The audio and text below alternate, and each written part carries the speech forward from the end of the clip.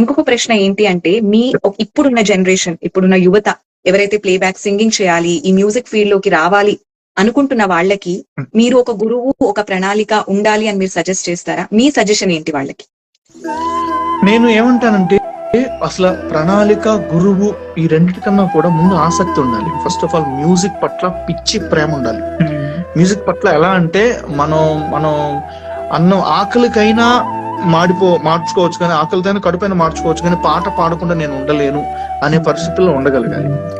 అనేటువంటి పరిస్థితుల్లో ఉండగలిగితే ఈ మ్యూజిక్ ఫీల్డ్ లోకి ఖచ్చితంగా రండి. మీ యొక్క భగవంతుడు, చెప్తున్నాను కదా, హార్డ్ వర్క్ ఎక్కడ ఉంటుందో భగవంతుడు ఖచ్చితంగా అక్కడ ఉంటాడు.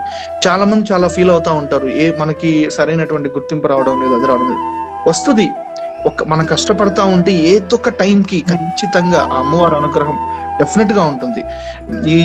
ఈ జన్మ ఇచ్చినందుకు ఆ తల్లి మనల్ని వచ్చేసి ఈ మ్యూజిక్ ఫీల్డ్ లో పంపించినందుకు ఆ తల్లి మనకి ఎక్కడో ఒక అన్నం ముద్ద పెట్టే ఉంటుంది.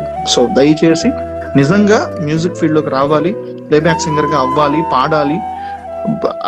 అసలు పాట అనేది మన లైఫ్ లో ఉండాలి అంటే ఈ డెడికేషన్ అయితే ఉండాలి. మనం కడుపైన మార్చుకోవచ్చు, తినకుండా కడుపైన మార్చుకోవచ్చు, కానీ పాట పాడకుండా నేను ఉండలేను, పాటే పాడుతూ ఉండాలి అనుకునేటువంటి డెడికేషన్ ఉంటే ఖచ్చితంగా రండి. అమ్మవారి అనుగ్రహం డెఫినెట్ గా ఉంటుంది. ఆ తల్లి ఎప్పుడు మనతోనే ఉంటుంది. వండర్ఫుల్ అండి.